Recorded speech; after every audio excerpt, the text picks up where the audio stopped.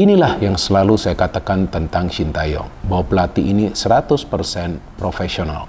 Jadi tidak perlu lagi diragukan tentang profesionalitasnya. Artinya dia memilih pemain based on performance, berdasarkan performa sang pemain. Bukan berarti bahwa sang pemain bermain di luar negeri dan mendapatkan menit bermain di level klub dan kemudian langsung akan menjadi starter. Walaupun menurut saya kemungkinan besar Martin Paes nanti akan menjadi starter lawan Australia. Tapi jika Martin Paes tidak bisa perform, belum tentu dia akan bertahan sebagai starter di timnas Indonesia. Dan itu berlaku bagi semua pemain yang sekarang menjadi bagian dari timnas Indonesia. Jadi memang Shin Tae-yong ini adalah tipe pelatih yang tegasnya luar biasa. Jadi dia tidak peduli pemain tersebut berasal dari klub mana, atau pemain tersebut memang punya performa seperti apa di level klub. Yang penting pada saat bermain di timnas harus bermain sesuai dengan konsep permainannya dan harus menuruti instruksinya agar permainan dari timnas kita itu rapi. Jadi kalau nggak ada Jai Isyes bahaya pertahanan Indonesia. Makanya dia ditarik keluar dan mungkin ini atas permintaan Jai Isyes, dia merasa bahaya kalau dia dipaksakan main terus di belakang, sehingga Eusebio Di Francisco ini bisa menarik dia keluar dan menggantikan dengan Svoboda, pemain asal Austria, di posisinya Jai Isyes. Dan ini tentunya membuat kita ketar-ketir ketika dia keluar di menit 68. Apa yang terjadi dengan Jai Isyes? Apakah dia akan masih bisa bermain membela tim kita melawan Arab? Karena kita bermain 2 kali di bulan September, Arab tanggal 5 dan kemudian tanggal 10-nya kita balik bermain dengan Australia di GBK. Akan celaka buat kita kalau tidak ada Jai Isyes. Semoga Jai Isyes ini baik-baik saja. Saya sangat mengharapkan bahwa dia tidak bermasalah serius dengan dia ditarik keluar karena mengalami masalah dengan kram kaki dia. Ini dia, sehingga dia bisa tersedia dalam pertandingan nanti melawan Arab Saudi. Itu yang saya bilang. Ya kalau dia baik-baik, kita akan tersedia.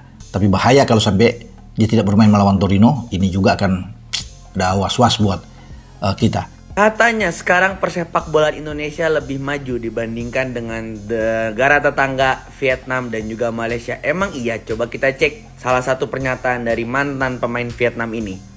Jujur saja, kalau tidak kalah dari Indonesia sekarang, kita akan segera kalah di lain waktu karena mereka sudah banyak berkembang. Secara keseluruhan, pertandingan ini Indonesia bermain dengan sangat bagus dan pantas menang. Bahkan menang besar jika finishingnya lebih tajam, menurut Nguyen Mandung, mantan pemain timnas Vietnam. Kalau nggak salah, kemarin gue juga lihat di beberapa cuplikan video di TikTok, kalau pundit-pundit Malaysia itu sangat menyanjung tim kita, yang dimana notabene dengan skuad termuda tapi mampu untuk tidak pulang duluan, seenggaknya dibandingkan Vietnam dan juga Malaysia yang sekarang sudah dipastikan bakal pulang kampung terlebih dahulu. Nah, sebenarnya kalau menurut gua sebagai pencinta sepak bola, gua bener-bener seneng banget sama progres yang ada sekarang. Yang bikin gua bingung adalah sebenarnya gini, pemain orang Vietnam aja, pundit Malaysia aja muji-muji sepak bola kita. Kenapa banyak banget pemain kita atau juga orang-orang kita atau pundit-pundit kita yang masih tidak suka dengan progres sepak bola yang ada sekarang di timnas kita?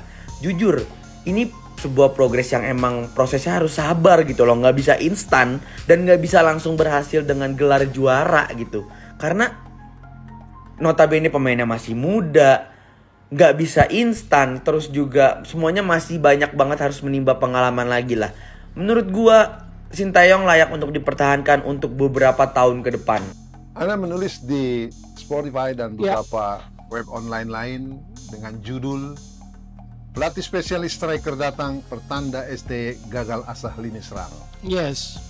Ya, apakah itu berarti ST sudah gagal sejauh gara-gara belum punya striker yang tajam? Saya lihat dari 2021 lah, data ketika setelah Covid 2020 baru lumayan reguler itu kan pertandingan tim nasional senior 2021. 21, 22, 23, 24. Dari 4 tahun itu ada 51 pertandingan yang dilakoni. Tentu ya berbagai macam pertandingan. Ada friendly, ada turnamen, ada kualifikasi Piala Dunia, kualifikasi Piala Asia dan sebagainya. Itu total golnya 98. dari 51 pertandingan. Artinya rataan golnya berapa? Cuma 1,9. Oke. Rataan golnya Dalam setiap match. dalam setiap match. Artinya masih rendah lah. Itu pun sebetulnya 98 gol dalam kurun 4 tahun itu. Misalnya terbantu lawan Brunei ini 3 kali tuh di situ. Rentang waktu itu 3 kali. Total golnya lawan Brunei 19. Ada lawan Nepal juga 7 gol gitu loh. Itu udah dibantu jumlah gol yang lawan yang seperti itu. Dan sebaliknya, saya pikir Sintayong juga paham dia punya pilihan yang lebih dari cukup untuk saat ini.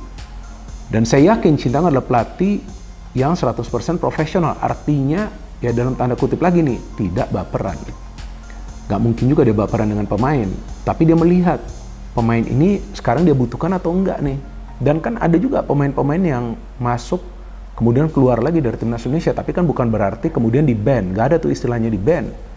Kecuali ada problem, ada masalah dari attitude-nya. Tapi kan sejauh ini kita tahu Elkan Bagot ya fine-fine saja. Jadi saya pikir hal ini hanya sementara. Karena Elkan Bagot tetap merupakan aset bagi tim nasional Indonesia. Dan juga kita tahu bahwa sekarang ini kan Sintayong mulai memonitor pertandingan-pertandingan dari Liga 1. Mungkin juga nanti dia akan memanggil pemain yang bermain di Liga 1. Apapun masih bisa terjadi. Tapi kalau untuk saat ini, kalau kita melihat komposisi pemain dari timnas Indonesia, pilihannya banyak sekali bagi Sintayong yang bisa bermain di lini pertahanan. Mungkin untuk sementara ini dia tidak memanggil Elkan Bagot, tapi Elkan Bagot ini kan usianya masih 21 tahun. Nah, bisa juga nanti next, pada saat timnas Indonesia U23 itu bermain di pertandingan yang memang termasuk kalender FIFA, atau memang pada saat dia diberikan izin oleh klubnya untuk membela timnas Indonesia, bisa juga nanti dia dipanggil lagi. Jadi ini bukan berarti akhir dari Elkan Bagot. Enggak, bukan akhir, ini hanya sementara. Sebelum lebih lanjut, jangan lupa tekan tombol jempolnya, sebagai tanda bahwa kalian cinta Timnas Indonesia.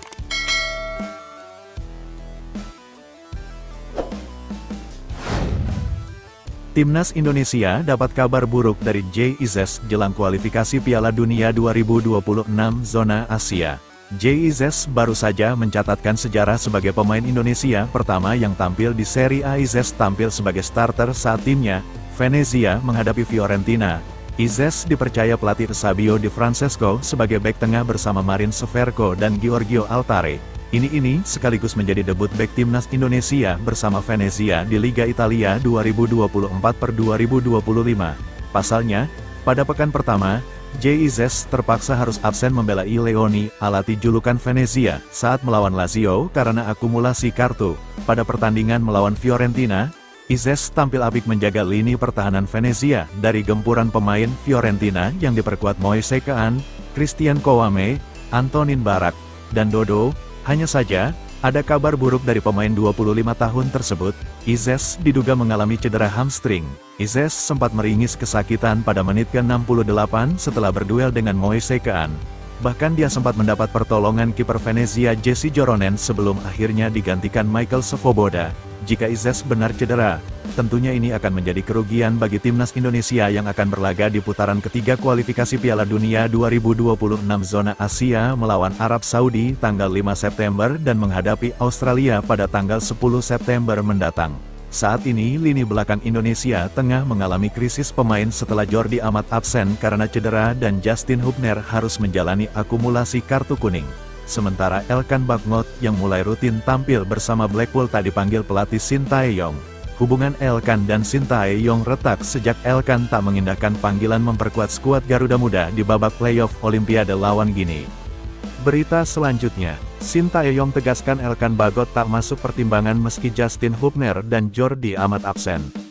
Pelatih timnas Indonesia Sintayong menegaskan bahwa nama Elkan Bagot tak masuk pertimbangan meski Justin Hubner dan Jordi Amat absen bela skuad Garuda. Timnas Indonesia akan menghadapi putaran ketiga kualifikasi Piala Dunia 2026 zona Asia. Tim asuhan Sintayong ini akan menghadapi laga perdana melawan Arab Saudi.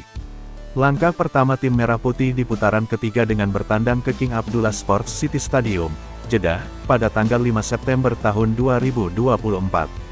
Kemudian laga kedua putaran ketiga timnas Indonesia akan menjamu Australia di Stadion Utama Gelora Bung Karno, Senayan, Jakarta, pada tanggal 10 September tahun 2024.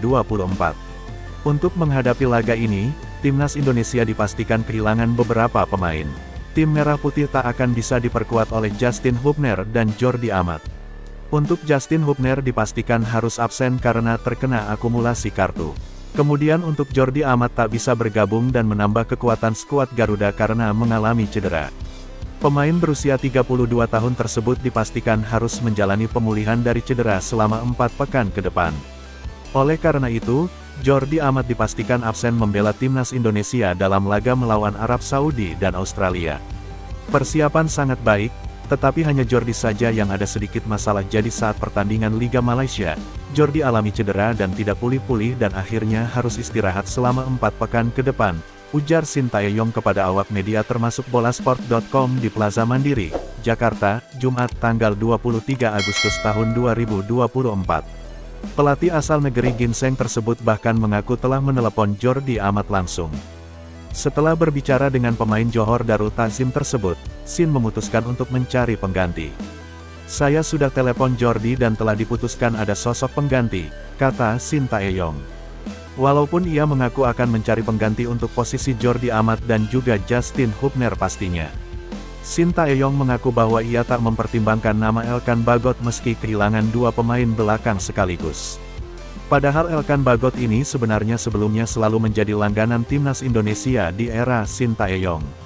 Akan tetapi, akhir-akhir ini ia tak masuk dalam beberapa waktu pemanggilan terakhir. Sama sekali tidak dipertimbangkan nama Elkan Bagot, tegas Sintayong. Kehilangan beberapa pemain belakang itu membuat Sin mengaku akan mencari pengganti. Walaupun ia tak mengungkapkan siapa yang akan menggantikan posisi Jordi Amat, Justin Hubner, hingga Elkan Bagot. Sekedar informasi, timnas Indonesia dijadwalkan akan berkumpul di Jakarta pada tanggal 31 Agustus tahun 2024 untuk pemain domestik. Setelah itu, mereka akan langsung bertolak ke Jeddah untuk menjalani persiapan lawan Arab Saudi. Sementara itu, untuk pemain abroad akan langsung menuju Arab Saudi nantinya.